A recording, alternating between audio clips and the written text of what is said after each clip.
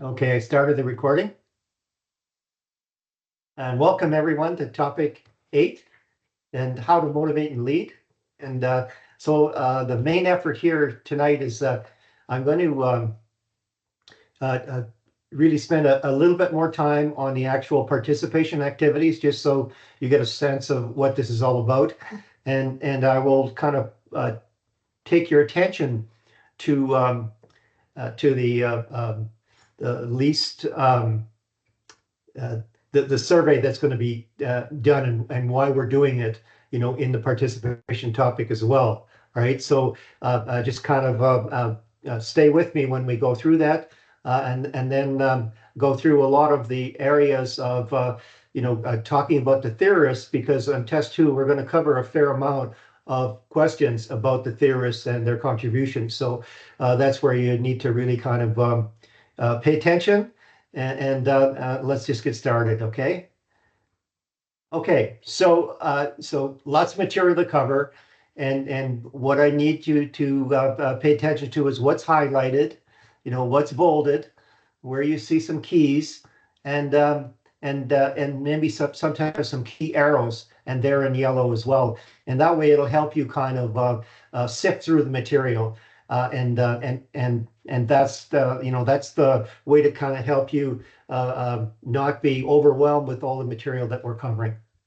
Okay, so the deliverables, there's quite a few for topic 8, so let's get into that. But before that, I want to kind of give you a second announcement about assignment number 3. I think it'd be worth your while to take a look at this YouTube video that I created that introduces the assignment, and make sure that you do the reading for that assignment as well. So the video introduction, the PowerPoint for that video introduction is on Google Docs that you can access while you're listening to it, and you may want to maybe even print it out and take some notes. And then the actual assignment is on the Google Docs link as well. Okay, so that's what that's all about. Again, I can't emphasize more about the test number 2, and we're getting near the end of the term now. And if you can't make this test deadline that I'm going to talk about, please notify me before the test, because there will be no opportunity to take this test beyond the deadline without any kind of justification. So it is on March, it starts on March the 12th at 8 a.m. and it will be open until Thursday, 11 p.m., March the 13th. And the test content, again, is 4 topics, topics 5, 6, 7, 8.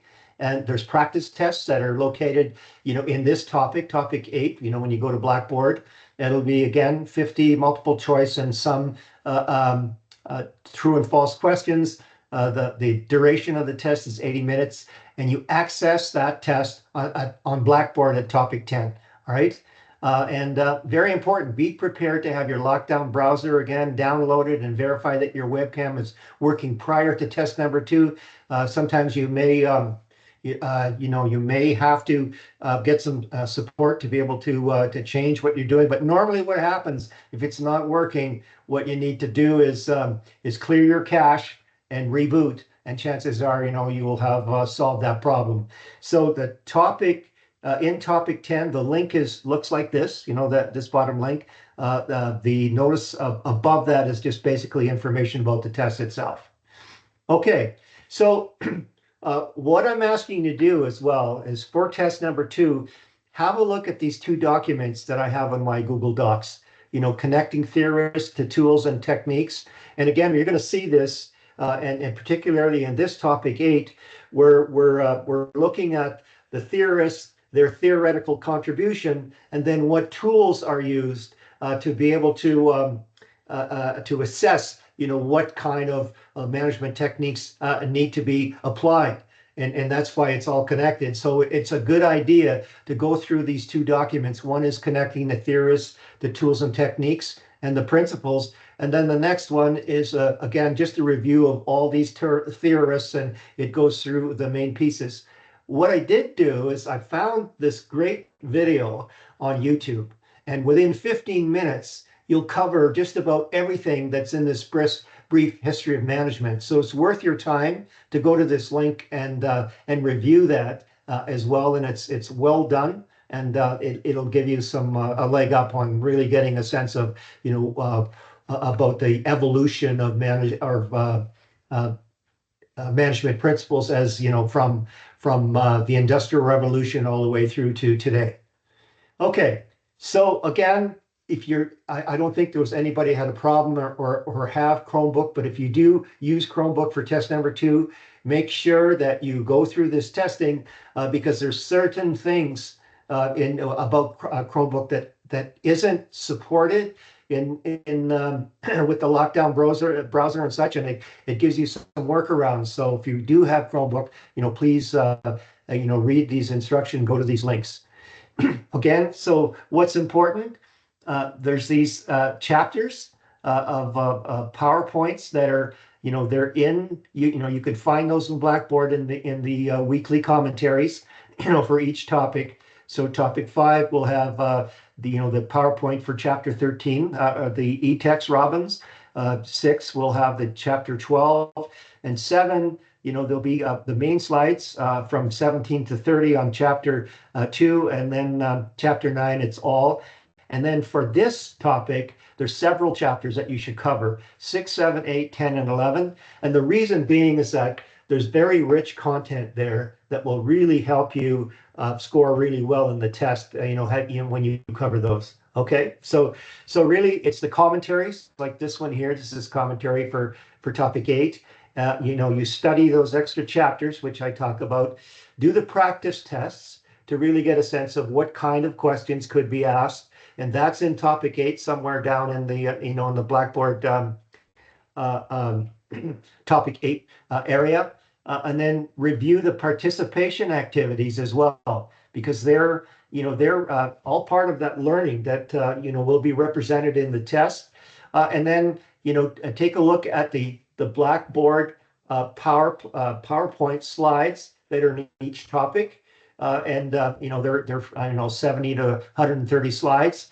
And then, if you need more information, then there's the topic videos. And of course, you can go to the course e-text and actually read all these chapters, if you choose to do that. All right. So again, March 12th to March 13th, it starts at 8 a.m. on March 12th, and it'll be available till 11 p.m. on March 13th. Okay, that's just another a review, and just to reemphasize for chapter 2, there's the slides of 17 to 30 that you look at for test number 2, and the remainder of those slides you'd have to go through and take a look at those for doing test number 3. Okay, so let's get to the deliverables. So there'll be 2 participation topics. So one is an individual exercise, and what you need to do is you need to fill out a survey, the least preferred coworker questionnaire, and to answer the score on the on this piece, and then there's the group submission, and it's a group exercise where you're looking at the role of an organization of developing and sustaining a diverse and inclusive workplace. And that I have actually included the slides that are in the topic 8 slide deck in Blackboard that are relevant to this activity as well. These are all the surveys that you have to go through, and 3 of these are really important to do this particular group exercise as well, and I have them earmarked in another slide. Okay, so chapter 6. The slides, and again, you access these and in the weekly commentaries on topic 8, chapter 6 PowerPoint will be there. So you're going to learn about human resource management. Chapter 7 about managing innovation and change, and we're covering basically change management in this topic as well. So it really kind of will just backdrop, the information that I'm going to give you in this topic. Chapter 8, a lot about understanding groups and teams. And there's a very distinct difference between an actual working group and a team. There's different expectations. So a working group, is more like a call center where everyone has their own, they're responsible to their own expectations that are driven by, the software. Where teams, it's all the dynamics of working with each other and supporting each other. So I'll talk about that, as we get to those slides. And then, we're going to make that distinction between leadership and management. And so chapter 10 has a lot of information about leadership and what it's all about. And I keep on going back to in today's world, you need both components. They come together. So to be a good manager, you need to understand leadership. To be a good leader, you need to understand management. And I think that's key in today's world. Okay, and then chapter 11, managing communication and information. And there'll be one or two questions around that subject in test number 2. So it's good to kind of get a sense of what that's all about. And we're going to talk about, when emotions get into the dynamics of communication, how things could go awry a little bit. So those are the kind of idiosyncrasies around, communication and information transfer between the provider of the information and the receptor of the information and back. Right. So we're going to cover that piece. Okay. So now we're kind of just getting into, what you need to do for the participation activity. And it's all around Fiedler's contingency theory of leadership. And I'm going to play this video, and please, if you don't hear the sound, please unmute as soon as you can. I think I did all the right things to be able to share that video. But what I wanted you to understand about this video is that you're going to take the survey, and you're going to find out, which line that you're on. All right. So if you take a look at this dotted line, if you're, let me just go to that slide, and I think it'll be much easier. So if you're task oriented, your slide is going to be less, your score is going to be less than 57. So you watch this particular line in this video to really get a sense of, where you're going to have the best performance and where you're going to have poor performance. If you're a task oriented person in that questionnaire, you're going to have a score that's greater than 64. And so that this is the blue line that you're on, as a relationship oriented, and you can see that, in these kind of scenarios, you're going to peak, in this particular scenario based on your, on your predominant preference around, being a relationship oriented manager. Okay, so that's where that is. And then I'll just kind of, before I play the video, I'm just going to tell you what's going on. So what you're going to do then is that you're going to download this survey, and you answer each question based on, a 1 to 8 answer, and then you total up all these answers and you get a score. And you can see that 74, well, it's greater than 64, so you know that you're relationship oriented. So when you answer the question, you don't have to upload the actual survey that you did. You're going to need to download that, there it is right here, to be able to do it. Just include your score, okay? And then answer the following 3 questions. What type of leader are you based on? So that based on your score. And then are you a task-oriented, relationship-oriented leader? But you don't have to upload that screenshot of your score. And then do your LPC results correlate with your previous Pearson-Revel survey findings? And that's really important because sometimes a particular survey doesn't work for certain people. And it's good to know that, hey, this isn't really aligning with everything else that I've been doing with these Pearson-Revel surveys. So maybe I should think about this. Maybe I should think about why is it not aligning, and then revisit that. All right. So that's what that's all about. And I have a big note here. You don't have to submit your survey work, just your score. just report your score, then answer all the questions. All right, that's what I'm looking for. I've had many students, they send me everything, and I just want to get to the quick on doing that. Okay, so let's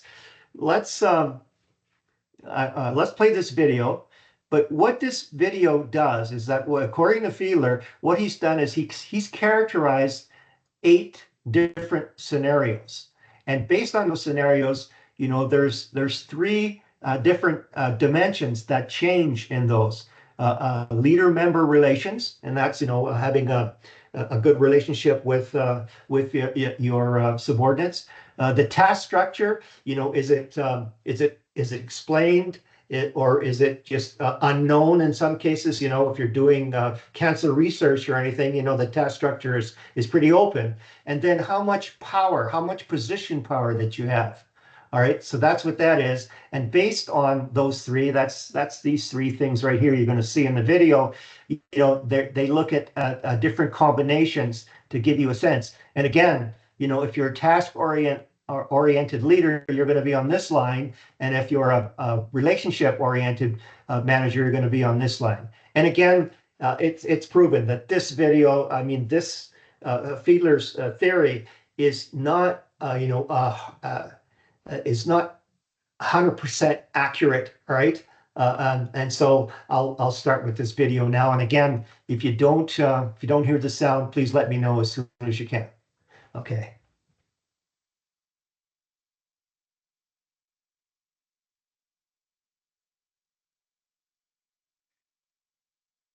Welcome to this video on Fiedler's contingency theory of leadership. By watching, you will learn how the model works as well as understand.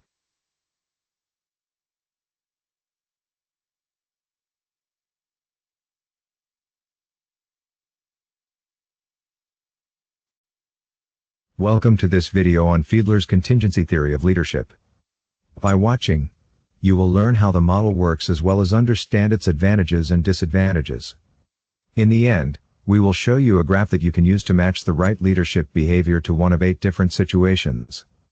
Before we start, please like this video and subscribe to our channel.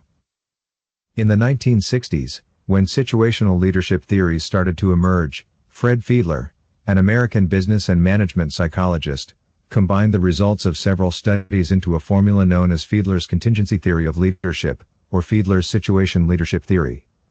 According to this model, a leader's contribution to performance is depending on the form of leadership and the level of compliance with the circumstances of each situation.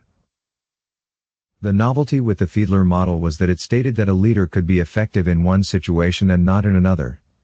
A leader is not necessarily successful when heading different organizations or in all types of situations.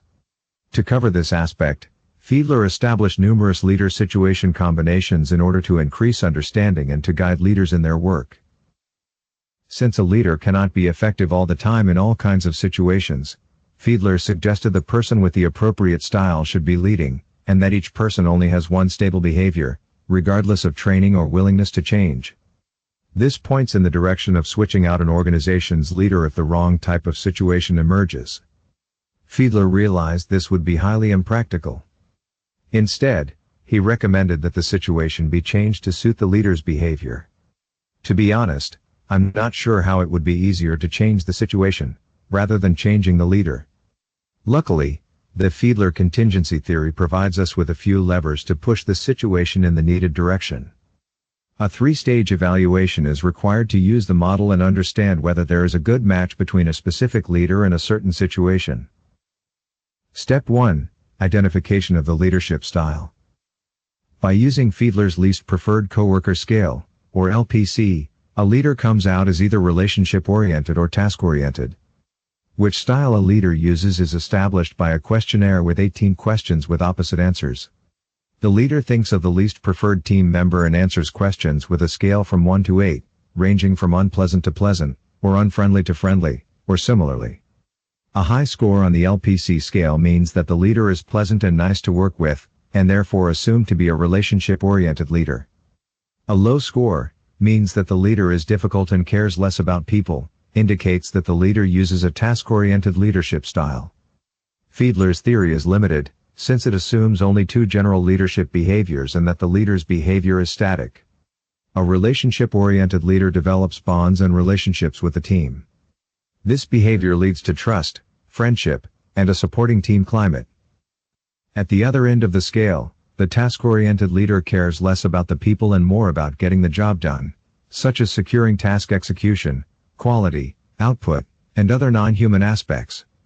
As mentioned, a leader is one of the two and can't switch between styles according to Fiedler's contingency model. Before we get to step 2, please remember to like this video and subscribe to our channel. Remember to turn on notifications so you don't miss any of our videos about leadership and management. Step 2. Defining the situation.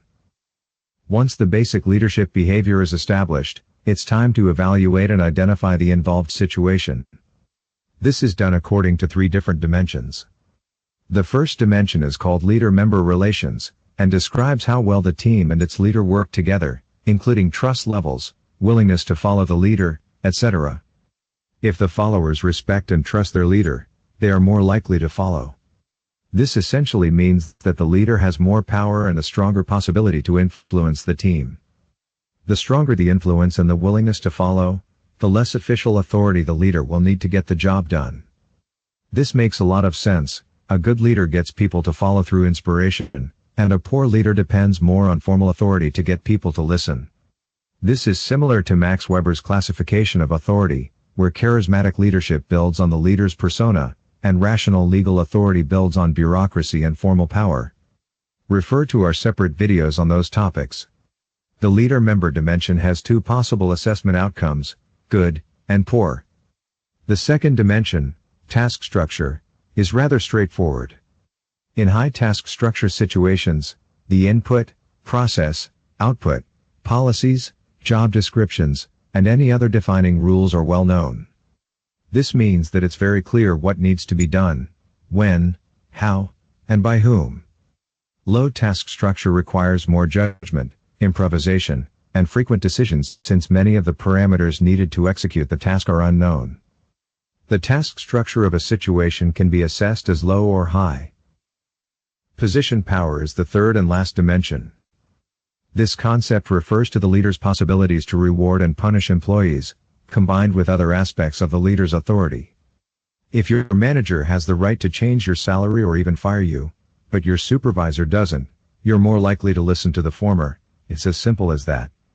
Generally, the higher the position in the hierarchy, the higher authority and the stronger position power the leader has.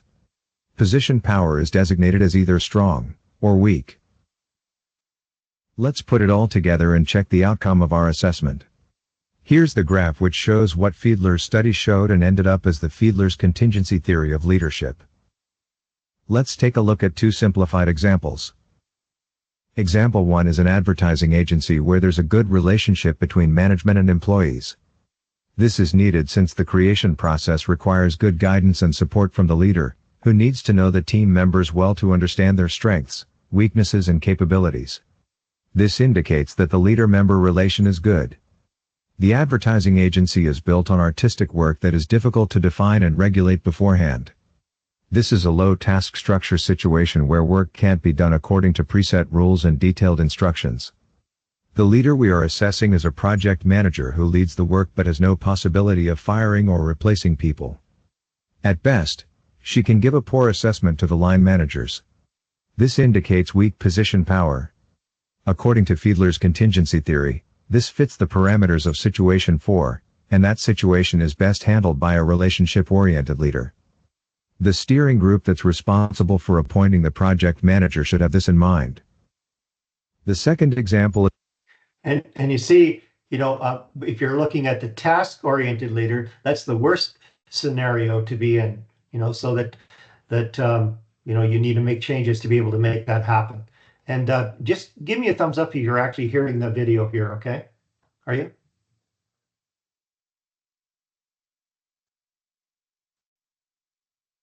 Okay, great, thank you. is a fast food restaurant. There's little bonding between manager and employee due to high turnover, little care of the people since they are easily replaced, and the fact that everybody knows exactly what they're supposed to do thanks to recipes, standard working processes, and detailed division of labor. Essentially, one person makes burgers, a second handles fries, a third handles sodas, and a fourth person takes the order. This indicates poor leader-member relations and high task structure. So far, this indicates two possible situations, namely situations 5 and 6. A leader with strong position power, such as the franchise owner, can be a relationship-oriented leader, but the performance will be lower for a leader with weak position power such as a team leader. In fact, the model indicates that there is no real high-performing behavior in that situation. This can be fixed by trying to shift one of the three dimensions to another situation category. Ensure strong position power to obtain situation 5, or improve leader relations to obtain situations 1 or 2, where position power doesn't matter. A task-oriented leader fits best for both situations. These are the levers. Try to adjust the situation slightly to end up in another situation. This is what Fiedler suggested you to do. Adjust the situation to fit the leader in order to maximize performance. Before going into pros and cons, I'd like to recommend our video on leadership theories over time. It describes 16 theories and over 30 leadership styles, and puts Fiedler's theory into an overall context. Click the link up top to check it out. There are some obvious disadvantages of Fiedler's contingency model. 1.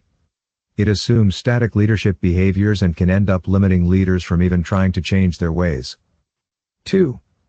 The LPC scale and There's a point I'd like to make is that, in terms of contingency theory, most leading HR firms will recommend that you should have at least 4 different styles that you could switch to, given the situation.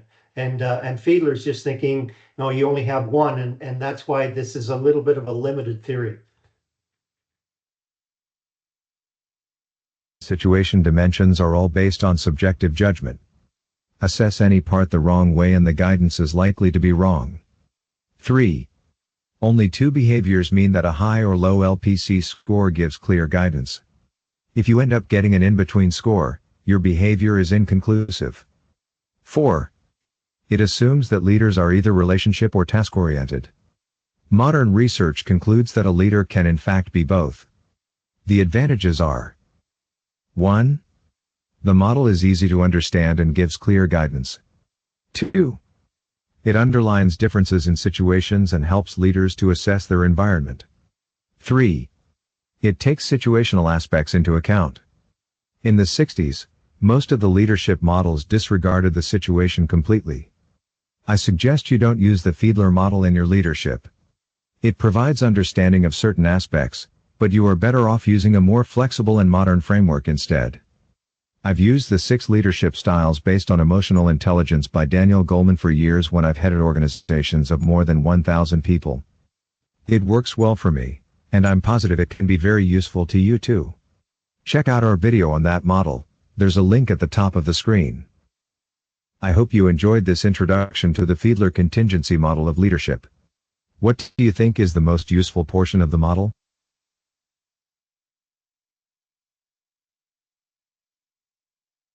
Okay, so any questions at all on this right here?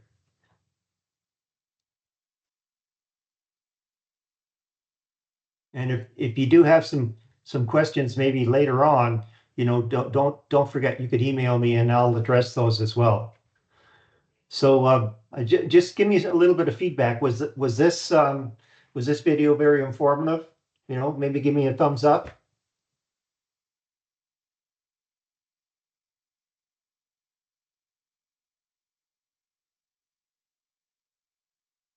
Okay, thanks. Okay, how about, was it not informative? Maybe just give me, a sad emoticon.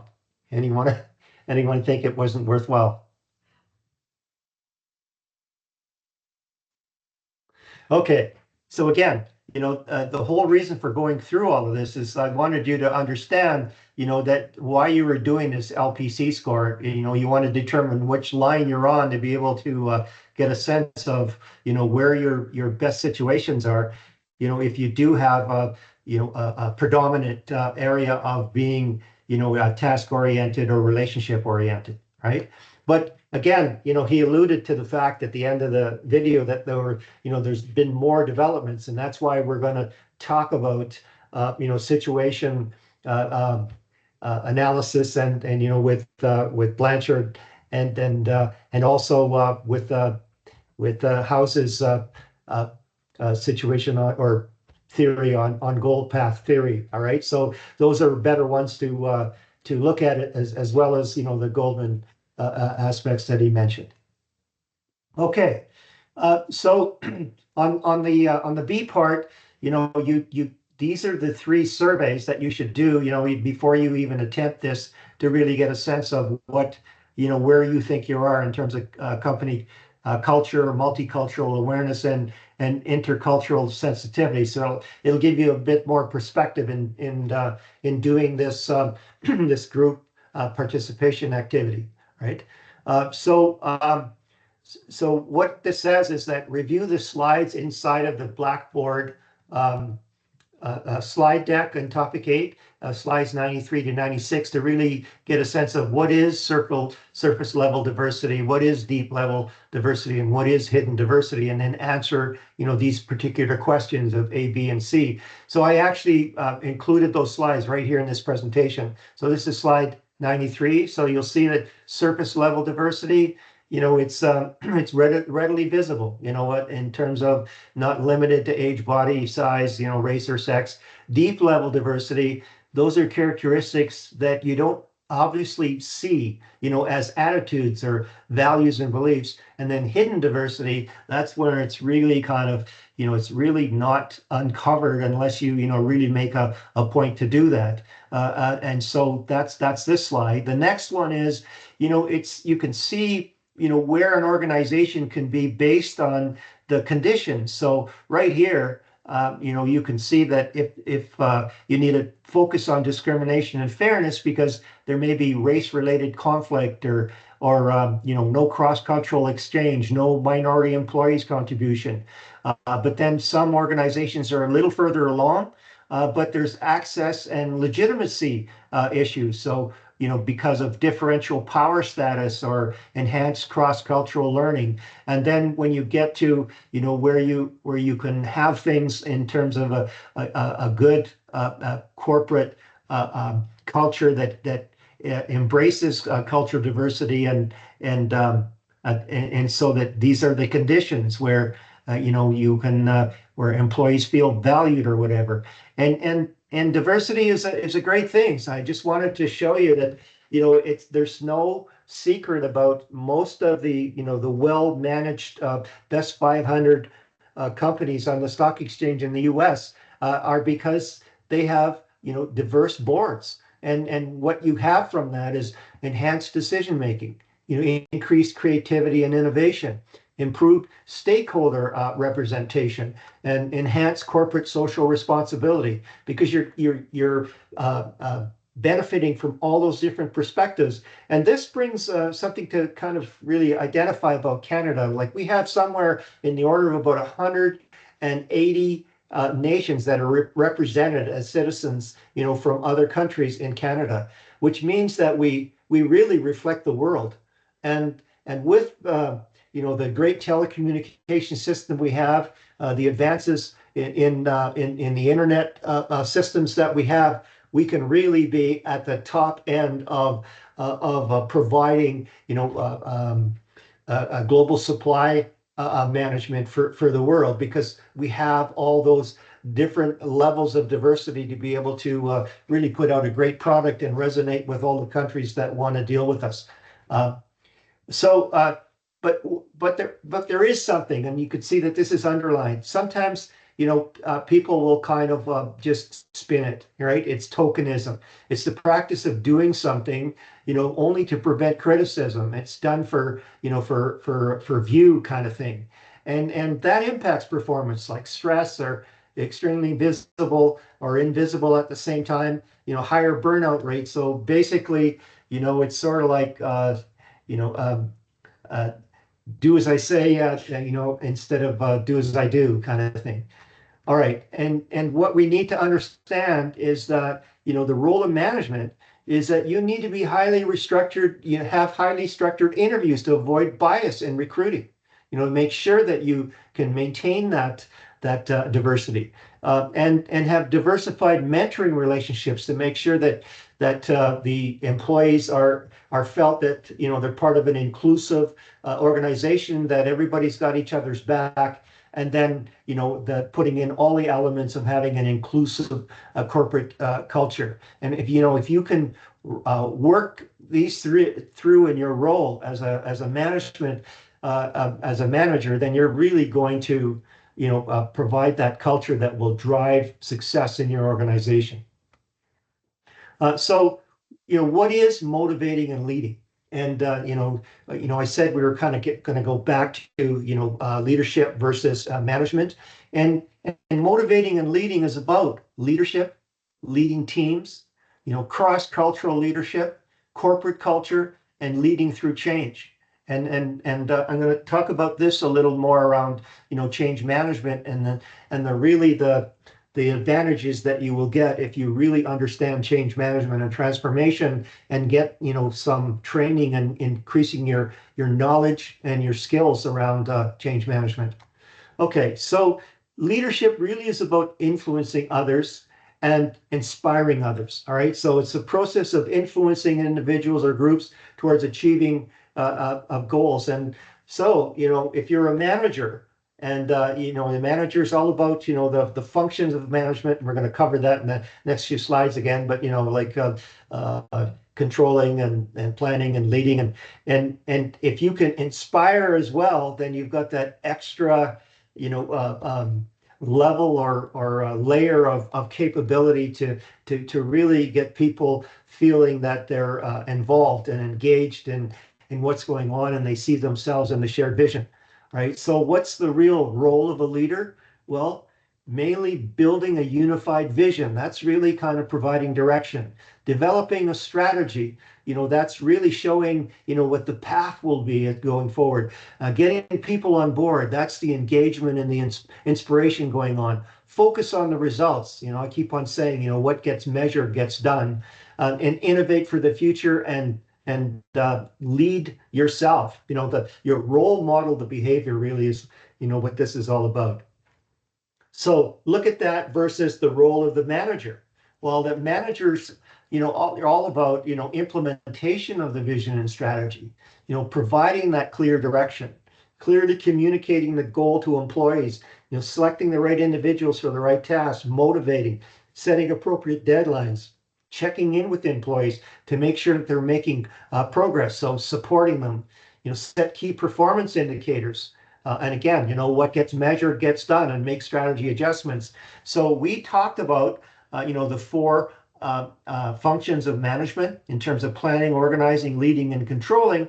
But I want to kind of remind you again about FAIL's 6 functions of management, where forecasting comes into play.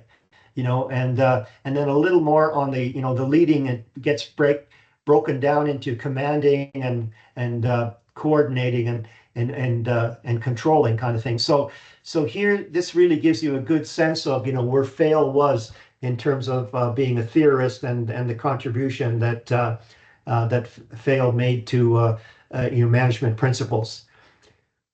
This is just an ad.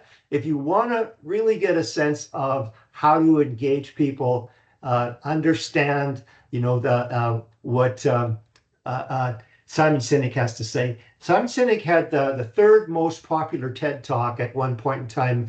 He's a marketer, and so he's a very powerful speaker. And picking up, like, I've got a link to one of his TED Talks, but it would really give you a sense of how to lead more effectively. Most successful and influential companies and leaders start with the why, the purpose.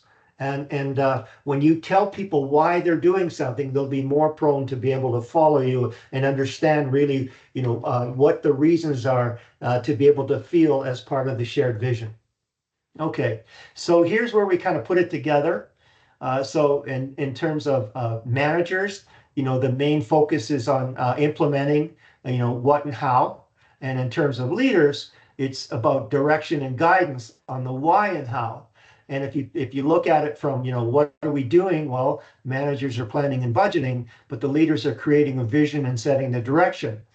Who's going to do it? Well, the managers organize and they staff and they provide the structure. When we talked about, even in the in Fiedler's approach in terms of task structure, depending on what the industry is, what the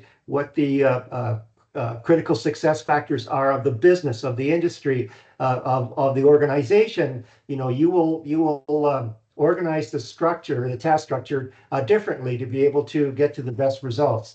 So on the leader side, aligning the people, and I keep talking about the strength of alignment, to be able to, if everybody's looking in the same direction and doing things, that it really increases the power of getting things done. How will we do it? Well, the managers are doing problem solving and the controlling, really, which is, the measuring, to targets and the recovery around, or looking at the variance and dealing with getting through to the outcomes of the goals, and where the leaders are motivating and they're mentoring people to be able to support them and what they do. And then what do the results look like? Well, they're creating the order and the predictability. And this is a key test question around what managers do, is they really set predictability. And when employees feel that they can predict that things are going to be stable, well, then they have the confidence and they have the motivation to be able to excel in what they're doing. And the leaders, create change, and we'll talk about change as well. Okay, so I keep on coming back to promoting this book. It's by the Heath brothers. It's called Switch, and it's probably one of the best books that I've ever read because it's written in layman or layperson terms, so that you really understand, and it's supported by stories, and so that you really understand how you can create positive change management, to undergo a transformation. And there's three main, pillars about that. One is providing direction. We talked about that, just in the last slide. The next one is, motivating, they call it motivating the elephant, but it's on the emotional side to encourage and inspire things that are going on, and then shaping the path. So that's setting the direction and actually giving the resources to people. And you're going to see how House's path and goal theory, I think this book was kind of derived from his work, because it really aligns, and I'll show you that slide as we get to it. But you can see here where, on the manager side, you're shaping a path with all these areas of the management functions. On the leadership side, you're creating directing the rider, creating it, creating the vision and setting the direction. And then on the the inspiring and engaging and motivating is done on the leadership side here as well. Okay, so this is a great book to really kind of understand how you could be more effective at being a better manager and a better leader. That's really what I'm talking about. So that's that piece. Any questions at all? Anybody want to unmute and ask me a question?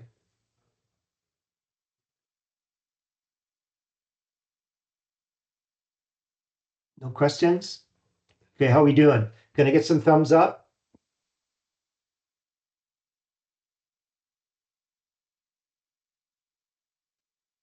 Okay, thank you. All right, so now we're going to talk about trait theory. And you can see there's a lot of highlighting and a lot of underlining going on here, right? So trait theory of leadership, it suggests certain inborn or innate qualities and characteristics make someone a leader versus someone who's not a leader, right? So you're saying, are you a born leader, or are you an educated leader? And the thing is, there might be some qualities. If you notice, there's a lot of tall people and with strong voices, that are leaders. So there's some factors. But I mean, Napoleon was a leader, right? And he was a little shrimp. So it just goes to show you that you can have high intellect, extrovert, fluency, other traits,